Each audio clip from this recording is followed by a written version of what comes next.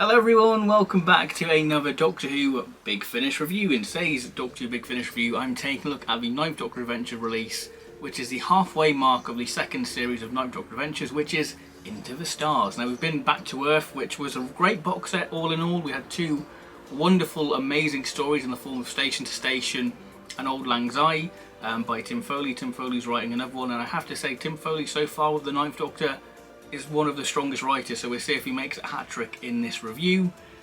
So the way this is going to work is I'm going to give you my thoughts on all three stories, and then my concluding thoughts on the box set. I don't have the CD yet because it's not arrived in the post, but I just wanted to get this review out for you guys.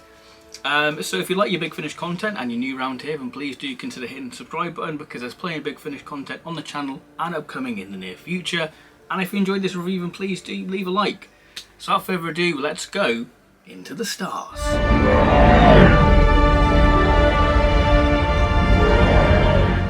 Kicking off this box set of adventures with Salvation 9.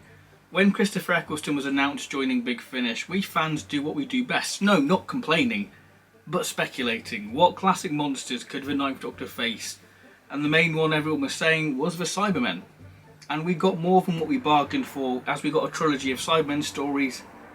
But the main one I really wanted was the Sontarans, having this warmongering species against a broken man coming off of the back of the Time War. It feels like a perfect story for a pre-Rose Ninth Doctor. We did get a tease of the Sontarans in Series 1 of the Ninth Doctor Adventures in Planet of the End by Timothy X Attack, who also brings this story to life, Salvation 9, so in a way we've sort of come full circle. So what's this story all about? We enter this story on a spaceship above the moon Salvation 9, and the Doctors come on board to stop a strike against the Sontaran inhabitants on the surface of the moon below, giving us the story's framework of the Doctor telling the Captain about the Sontaran inhabitants, or I should say the Niners, about why she should spare them, as these aren't your traditional Sontarans. We've had gardening Sontarans before in the Moonraker and part of the Wicked Sisters series, so this is sort of following the same sort of ilk in a way.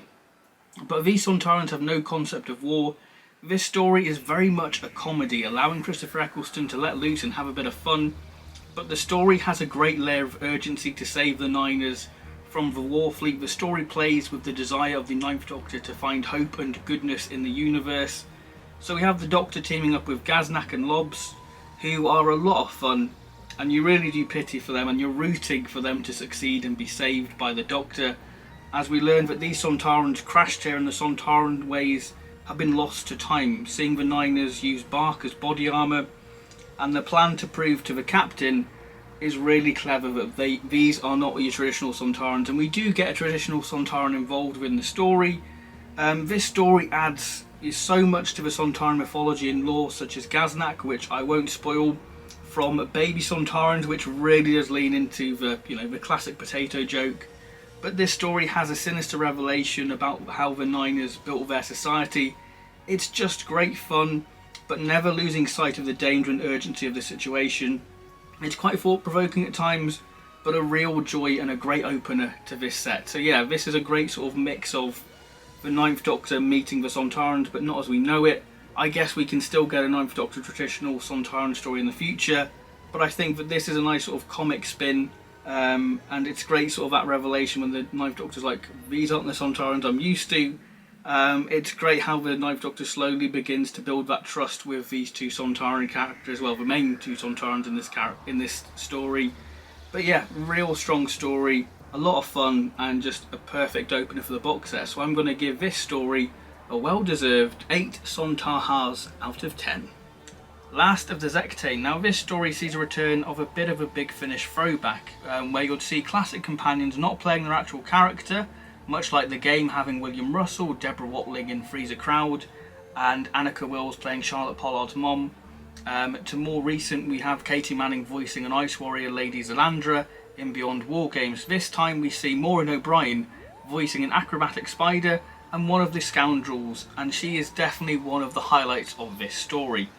As for the story, I admire the imagination of the world, as this is a dangerous spaceport full of danger. Who can you trust? Full of fanciful alien characters, which really utilises the audio drama medium to its advantage. The story itself is based around this creature called the Zechtane, who is basically being gambled on by these scoundrels who have all these different plans on what they're going to do with the creature. And this is where the Ninth Doctor enters the story to help try and save this creature. Now this does allow some great moral themes, especially the end monologue of being the last of its kind.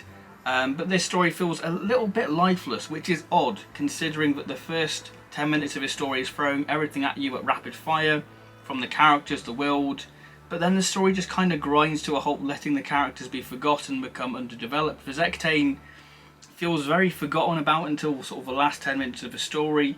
The story itself just has so many great concepts and ideas, but sadly I just don't think it all knits together to make a cohesive story. You know, the story has a great sort of companion of the week and some great one-liners, and I adore the world what's been created, but I just think that it just comes across a little bit messy, but you can see there's real potential within there. I like the moral theme, what the story's trying to go for, and sort of the parallel between the Zechtane and the Ninth Doctor is great. I really do enjoy that, but sadly I just don't think all the elements gel together. So I would say that Last of the Zechtane is definitely a bit of an odd one. I wouldn't say that it's necessarily bad, I just think it's okay, and that's why I'm going to give it 5 out of 10. I think that it's solid enough, it's got some good ideas, but I just don't think everything knits together as well as it should have done really, and Maureen O'Brien and Christopher Eccleston really do sell this story. Break the Ice by Tim Foley. Now I said that this is Tim Foley's third Ninth Doctor story, so we'll see if this is a hat-trick for him. If you followed my Big Finish reviews, then you'll know that I'm a big fan of Tim Foley. So this story was probably my most anticipated of this set. The last Ninth Doctor story Tim Foley wrote was Auld Lang Syne, which was a triumph, one of the standouts in the Ninth Doctor Big Finish catalogue. So we've had a Ninth Doctor New Year's special. How about another Ninth Doctor Christmas story? As we have the Ninth Doctor versus Jack Frost. Now I love when Doctor Who turns folklore on its head, as we have Jack Frost is a winter god from another dimension. How wonderful is that? That sells the story instantly, doesn't it? Now the story itself is very much a base under siege, so it's a sort of a classic vibe story with some lovely bits of tension, as we have a research facility running tests on cryogenics, a perfect place for an interdimensional being to slip in and wreak havoc. The story has a great sort of Waters of Mars vibe, that if one ice droplet gets out, it could be the end of everything as we know it. Jack Frost himself is a wonderfully creepy villain, you know, toying with people, building up the fear factor. One moment I really love about this story is when Jack Frost and the Doctor confront each other. It's just really chilling, pun intended, especially when old Jack realises what the Doctor is. You know, this is the Doctor, I would say, out of all the 3 stories what feature within this box, I would say that this is the Ninth Doctor at his most serious. There's a great urgency to Christopher Eccleston's performance, because you have him even ejecting the TARDIS, because he knows what damage Jack Frost could do if he has the capability of time travel. The urgency is just incredible, but the story really shows its old big emotional heart at the end, leading to a real wholesome ending. And I will say my only real fault with this story is the runtime. I didn't want it to end, and I feel like the story needed a little bit more time to expand on the idea of sort of myth and sort of the anxiety thread what's brought up within this story. But overall I think that it's a real solid conclusion to this set, and it's got a nice little nod to Ribos, you know, because that's a nice planet to sort of mention Jack Frost, isn't it, because it's ice time. But yeah, there's not too much I can say about this story. It's just a nice fun run around base under siege story with a great creepy villain, wonderful character moments between the Doctor and Jack Frost, great tension, and just a wonderful sort of world what's set up. The sound design's incredible from this sort of creaky research facility.